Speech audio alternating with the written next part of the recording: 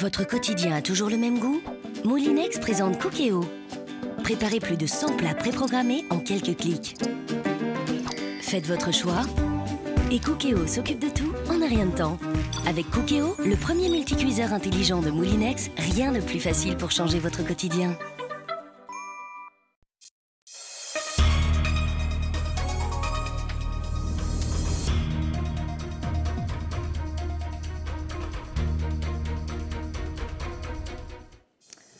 Elles sont belles, en fière allure et gardent la tête haute. La manifestation en solidarité entre femmes se tenait aujourd'hui à la Batelière. Pour l'occasion, 100 femmes précarisées ont pu être relookées. Prendre soin de soi reste pour ces participantes un premier pas vers une insertion sociale. L'Office national des forêts souffle ses 50 bougies. Elle organise cette semaine une manifestation culturelle dans la forêt de Montravail à Sainte-Luce, une balade artistique.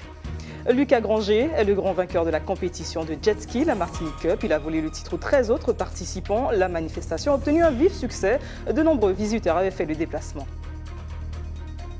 Le pikeboard, cet engin à mi-chemin entre la trottinette et le vélo tout-terrain, séduit la ville de Rivière-Salée. Des visites de la commune et de plantations de canne à sucre qui sont organisées. L'engin est alimenté par une batterie, ce qui rend donc ce moyen de locomotion 100% écologique. Bonsoir, ravi de vous accompagner pour cette heure d'information. Débutons ce journal en bref. Vous l'aurez noté, la Martinique a une nouvelle fois été privée d'électricité. Selon EDF, une baisse de fréquence sur le réseau électrique a entraîné une coupure généralisée. Le retour à la normale s'est effectué aux alentours de 15 h. L'origine de cette baisse de fréquence serait une surtension d'un transformateur entre Casse-Pilote et Bellefontaine, une conséquence directe de la foudre tombée sur les câbles haute tension. Et cette panne, vous le voyez sur ces images, de 2 heures a perturbé les activités des Martiniquais, comme celle de ce téléspectateur qui nous a envoyé ces vidéos. Un spectacle pour enfants a dû être annulé à l'Atrium faute d'électricité. Une bien mauvaise surprise pour tous ces spectateurs qui avaient fait le déplacement. Et si vous aussi vous avez des vidéos ou des photos à nous faire parvenir, envoyez-les-nous par mail à l'adresse suivante info@wipa972.com. L'information politique du jour, c'est l'officialisation de la candidature de Serge Letchimy à la tête de la liste Ensemble pour une Martinique nouvelle, en vue, bien entendu, des élections de décembre pour la collectivité territoriale. Ce n'est pas une surprise, André Vartan. Vous nous rejoignez comme chaque dimanche pour votre décryptage. Cette fois, c'est officiel. Oui, Serge Letchimy, tête de liste, ça allait sans dire, mais ça va mieux en le disant. En fait, c'était une question de forme.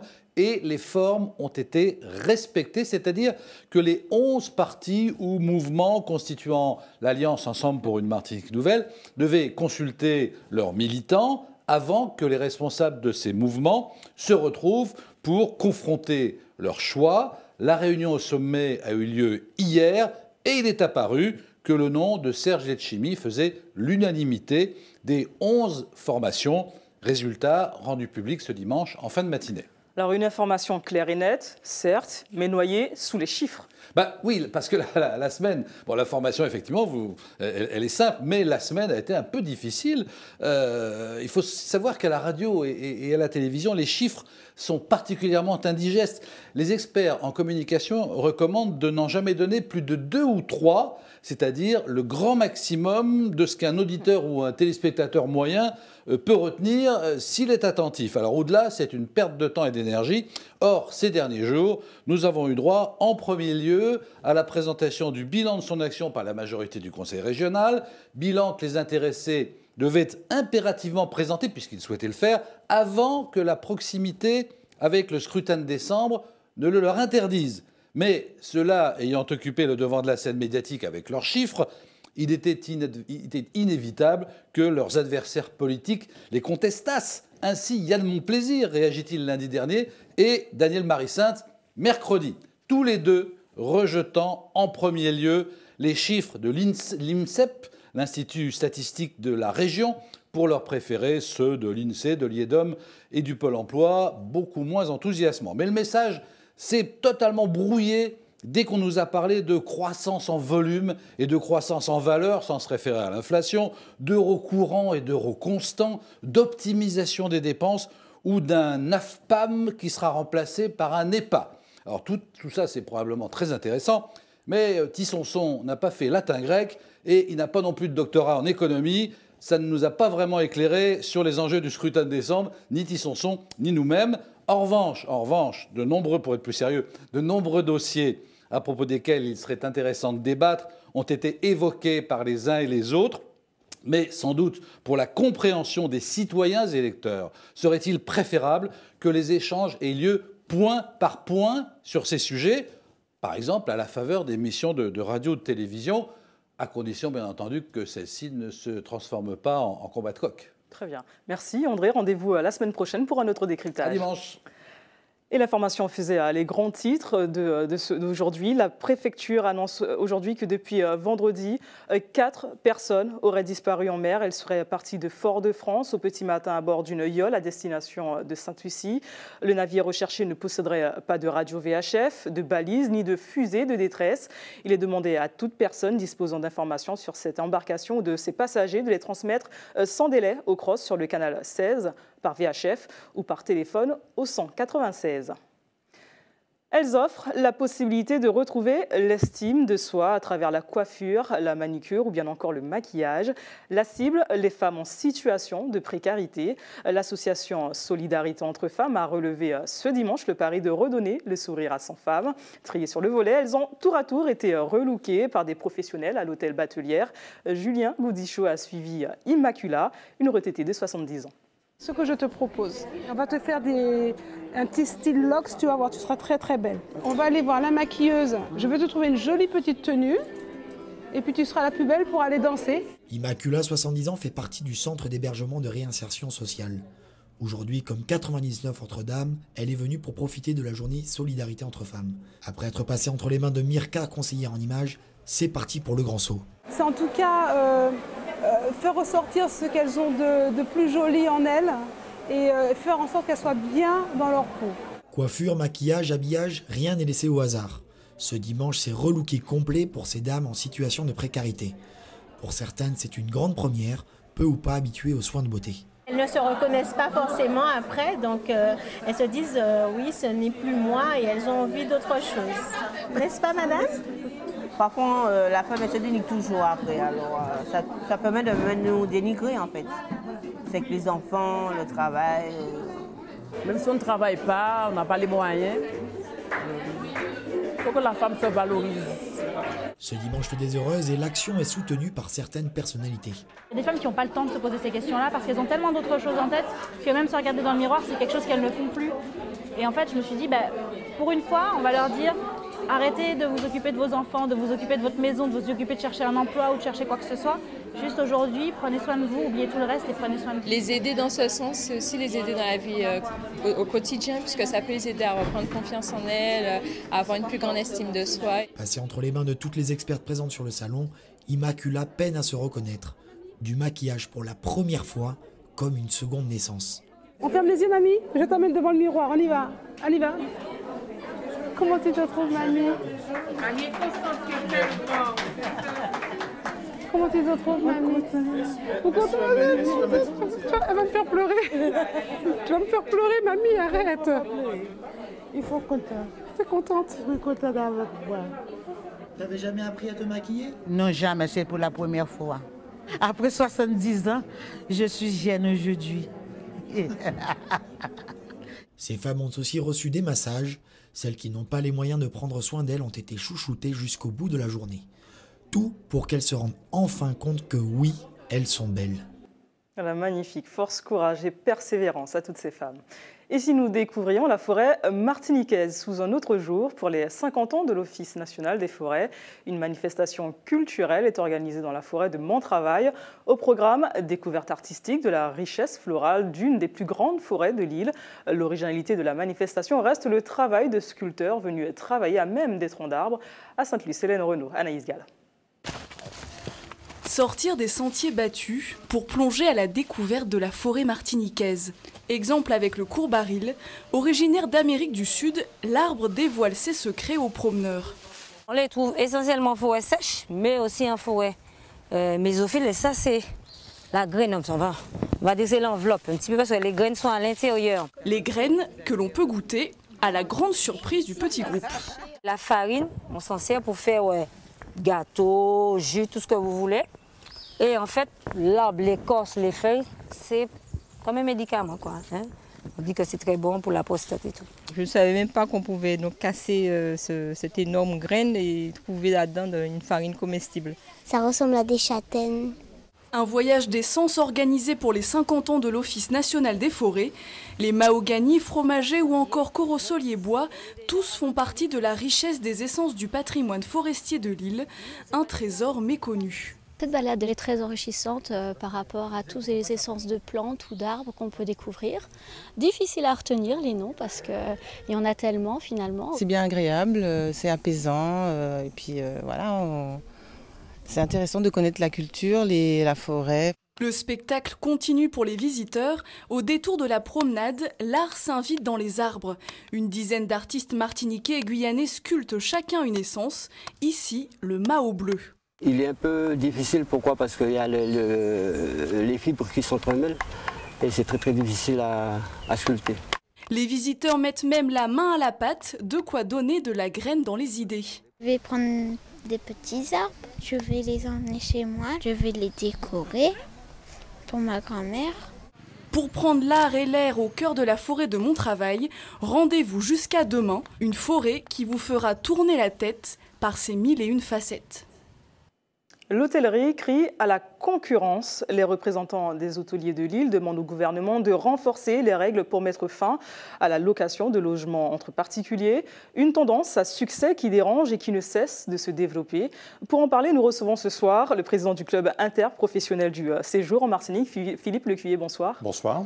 Alors, vous avez interpellé le préfet de région en lui indiquant, je cite en substance, que de nombreux syndicats hôteliers s'inquiètent de leur taux de remplissage et leur chiffre d'affaires à la baisse. La source de vos mots, selon vous, les locations de meublés. Le président du relais départemental du label Gîtes de France se dit solidaire de votre démarche. Et on écoute ces propos recueillis par Laura Châtelet-Rivaudet. Et puis on en revient. La taxe de séjour, ce n'est pas 5-10 euros, c'est quelquefois quelques centimes d'euros sur une nuitée par personne. Dernièrement, j'ai adressé un courrier à l'association des maires, aux maires et aux présidents de tous les offices du tourisme. 2 communes ont réagi, Sainte-Anne et Sainte-Luce. Alors, il faut chercher à savoir pourquoi les maires ne se mouillent pas quand on sait, par exemple, mais comparaison n'est pas raison, que sur Paris, 20 000 hébergements sont recensés à peu près. La mairie de Paris s'est donné les moyens d'aller à leur recherche. Philippe Lecuyer, Emmanuel Marron justement met l'accent sur la taxe de séjour qui devrait être payée également par ces locataires, ces personnes qui font des locations de meublés. Vous êtes également solidaire de ces propos. Oui, alors c'est pas que la taxe de séjour. L'hôtellerie, on sait que depuis bien longtemps, la clientèle, pour des raisons économiques, va chercher d'autres types d'hébergements. On n'est pas contre ces hébergements. Ce qu'on demande juste, c'est qu'ils soient homologués et qu'ils se battent à armes égales avec ceux qui payent leurs taxes, etc. Alors, pour notre gouverne, quelle est la différence entre un adhérent en Gîtes de France, un hôtelier et un loueur particulier? Alors, un hôtelier, bon, c'est un style d'hébergement particulier. La concurrence déloyale, elle est surtout entre les loueurs de meublés homologués et ceux qui ne le sont pas. Ceux qui sont homologués vont rentrer dans des aspects qualitatifs avec des labels comme les Gîtes de France ou Clés Vacances qui vont d'abord examiner le logement, le rendre plus performant, lui mettre un barème. Et ensuite, le tarif va être un petit peu différent. Et puis ceux qui ne font aucune déclaration, des fois c'est des très très beaux appartements, mais parfois c'est limite. C'est ça.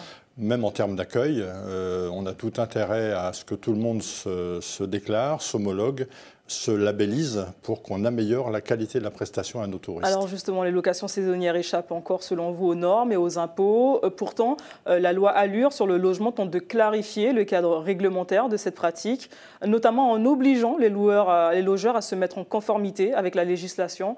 Ce n'est pas assez selon vous? C'est la loi. Maintenant, c'est pour ça qu'on interpelle l'État, donc le préfet, pour que la loi soit respectée et que l'égalité, j'allais dire, des chances de tous ceux qui louent des meublés soit la même, qu'il n'y ait pas ceux qui mettent tout dans la poche et ceux qui déclarent leurs revenus. Pourquoi tirer la sonnette d'alarme maintenant? La situation est si incontrôlable que cela, surtout sur une si petite surface comme notre île? Non, mais il y a plusieurs années qu'on tire un petit peu la sonnette d'alarme. Là, on écrit officiellement. C'est aussi en travaillant avec les Gîtes de France et avec les vacances qu'on essaye collectivement, même avec le CMT, d'améliorer la qualité des prestations. Et ça passera par au moins l'homologation et la labellisation. Donc on ne cherche pas à détruire qui que ce soit ou à peiner qui que ce soit. Ce qu'on souhaiterait, c'est que l'ensemble de la destination puisse faire des offres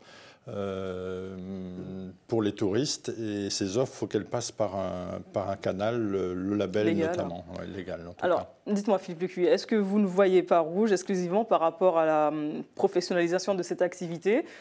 Ou est-ce parce que vous pointez du doigt également une tendance de société, une tendance qui a un fort succès, une société à la recherche de nouveaux modes de séjour? Non, bon, je vous dis, ce changement d'hébergement... Il n'y a pas un peu de jalousie dans tout ça? Non, il n'y a pas de jalousie. Non, non, on a au sein de notre association, on a des loueurs de meublés, de villas, etc., qui sont homologués. Notre propos, ce n'est pas de condamner ces autres types d'hébergements. La destination en a besoin. C'est un nouveau mode d'hébergement qui est lié à l'économie de la famille, qui va chercher un hébergement à moindre prix qu'un hôtel. Voilà, tout à fait. Donc, nous, vraiment, notre esprit, c'est de travailler sur la qualité et d'inciter les gens à ce qu'on soit tous sur le même pied d'égalité. C'est bien là le souci. Alors, est-ce qu'il y a, par exemple, est-ce que vous avez déjà réussi à évaluer à combien s'élève votre manque à gagner? Alors, ce n'est pas pour nous le manque à gagner. Mais globalement, sur l'étude qu'on a pu faire, on a recensé 2500 propriétaires qui ont une moyenne de 2 hébergements. La recette de ces hébergements, on a compté la même occupation que ceux qui sont labellisés, c'est-à-dire en gros 13 semaines d'occupation par an. Et en multipliant par un prix moyen de chambre qu'on connaît à peu près, on estime que ce manque à gagner pour la collectivité globale, enfin la collectivité publique, je ne parle pas de la région ni qui que ce soit, mais l'ensemble de la collectivité, c'est 63 millions d'euros, ce qui représente en gros plus que l'hébergement hôtelier. En lui-même. Très bien, merci Philippe Lecuyer d'avoir répondu à nos questions. Très bonne soirée. Restez avec nous dans quelques instants, plein feu sur la manifestation organisée par l'association Manicou Bleu. Depuis près d'1 an, elle offre aux familles la possibilité d'adopter des animaux en situation d'errance, chien ou chat. L'important est d'aimer les bêtes. Le bikeboard est une invention à mi-chemin entre la trottinette et le vélo tout-terrain. Découverte également dans quelques instants, l'engin est alimenté par une batterie, ce qui rend donc ce moyen de locomotion écologique. À Rivière-Salée, des visites de la ville et de plantations de canne à sucre y sont organisées. Attention, travaux dès ce soir. Il faudra s'armer de patience si vous empruntez la rocade de Fort-de-France dans le sens Lamentin-Schellcher. Des travaux de réparation de câbles électriques entraînent une interruption de la circulation au niveau de l'échangeur du Vietnam héroïque de 21h à 5h du matin. Une déviation est mise en place en empruntant le pont Amilcar Cabral. Des travaux également de confortement du talus seront entrepris sur la départementale 8, quartier Roche-Carré, dès demain, et c'est pour une période de 6 mois. Notez qu'exceptionnellement, la circulation des véhicules sera interrompue demain au niveau de la portion de route bétonnée entre 8h30 et 15h. Passé cette période, la circulation sera alternée. Toujours à destination des Lamentinois, travaux également dès demain et c'est jusqu'à fin juillet dans le centre-ville de la commune. La circulation et l'accès au commerce seront perturbés à la rue Schellcher. Des travaux d'accessibilité et d'élargissement des trottoirs entre le monument aux morts et la croix Mission. Et pour évacuer tout ce stress citadin, poursuivons avec cette escale à l'habitation Clément. Aujourd'hui, de nombreux visiteurs ont pu s'adonner à l'ikebana. Il s'agit d'un art floral japonais. Pour l'occasion, l'atelier La Voix des Fleurs y proposait une exposition aux couleurs métissées. Les compositions florales étaient faites de fleurs d'ici. Une découverte que nous propose de vivre Laura Châtenay-Rivaudet.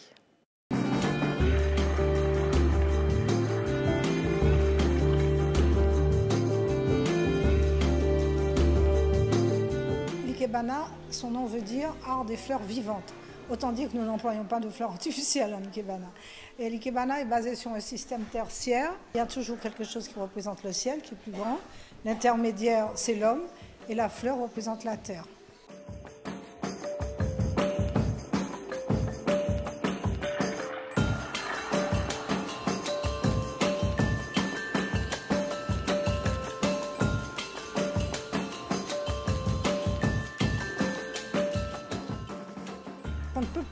faire de l'ikebana dans les livres. Il faut un maître pour vous apprendre. Comme on apprend à écrire, à lire, on doit apprendre l'ikebana pas à pas. Il faut beaucoup de patience, il faut aimer vraiment les fleurs, il faut aimer. Moi, c'est ma passion, alors vous comprenez, j'ai du mal à en parler autrement.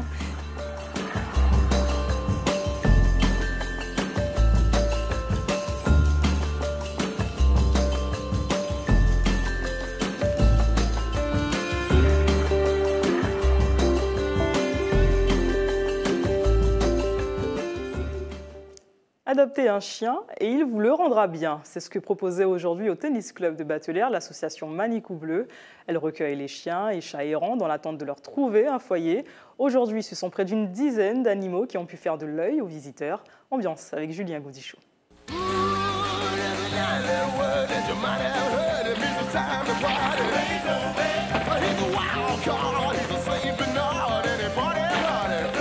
Donc là, vous avez Chabine qui a 1 an et demi.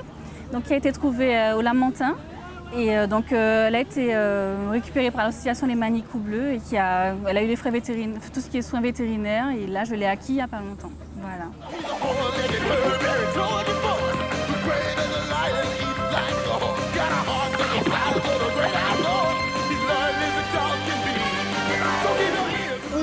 En attendant de leur trouver une famille d'accueil définitive, on n'a pas de chenil, on n'a pas de refuge, mais on les place dans des familles d'accueil provisoires pour le temps de les prendre en charge au niveau des soins vétérinaires et de l'éducation et de... voilà.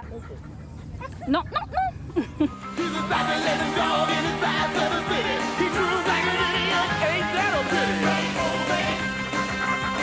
Beethoven!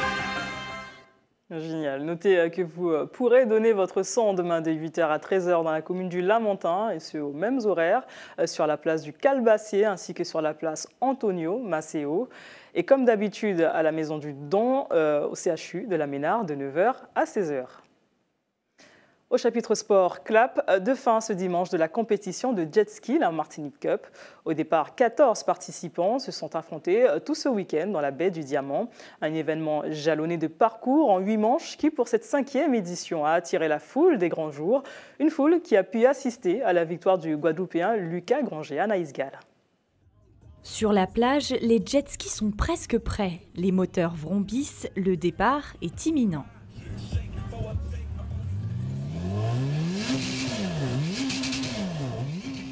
Mario est au Diamant depuis 3 jours, il a déjà enchaîné 7 manches de compétition. C'est la dernière ligne droite. Un petit conseil avant la course ? Il faut avoir la niaque, débrancher le cerveau et y aller parce que là, il y a beaucoup de houle, mais en géant.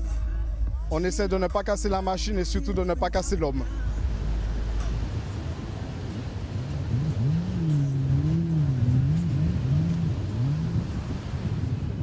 Il pratique le jet ski en compétition depuis 4 ans. Aujourd'hui, il espère finir 9e au classement de la Martinique Cup. Pour y arriver, ce ne sont pas les encouragements qui manquent. Je crois qu'il est très entouré par des amis, par sa copine, par sa maman, son papa. Et puis, il est très courageux et volontaire. 5 ans maintenant que les amoureux de jet ski sont au rendez-vous pour la coupe. Même si l'absence du champion Hugo Fidelin, blessé il y a quelques jours en Italie, laisse un pincement au cœur. Il manque quelqu'un, il manque notre champion de l'an dernier, c'était super. Vous arrivez à vous consoler un peu quand même? Oui, Concourier, il a sur la relève, c'est ce qui m'intéresse. Et puis les Guadeloupéens, encore une fois, bravo, ils sont très forts. Sur la place du marché, l'ambiance porte. Alors, pas besoin d'être un expert des sports mécaniques pour se faire une petite place sur le sable. On est là pour l'ambiance, on n'y comprend rien en jet ski, rien du tout, rien. Voilà, on aime s'amuser. Finalement, la compétition s'achève sous les gouttes, mais il en faudra plus pour décourager ses fidèles supporters. Refermons cette édition avec cette découverte. Les vacances arrivent à grands pas. À l'occasion ce soir de découvrir une nouvelle activité, le bikeboard, à mi-chemin entre la trottinette et le vélo tout-terrain. L'engin est équipé d'une batterie, un condensé de technologie qui, pour le coup, est 100% écologique. La municipalité de Rivière-Salée a adopté la machine. Des visites de la ville ou bien encore de plantations de canne à sucre sont organisées à bord du 3 roues. Julien Goudichou. Un tour de clé, tac, pour le mettre en contact. Ensuite, on débéquille, on se met en position. Une fois que vous sentez que ça part, vous ramenez l'autre pied à côté. Hein? Voici le bikeboard. Très simple d'utilisation et 100% écologique. Ce matin, c'est sur cet appareil que ces 5 personnes visitent Rivière-Salée. Un engin tout-terrain qui permet de s'aventurer sur des chemins escarpés. Le concept innovant et ludique semble séduire. Pour cette vacancière, la prise en main a été plus que rapide et déjà, elle s'imagine posséder sa propre machine. C'est excellent. C'est vraiment, les sensations sont énormes. C'est facile d'accès.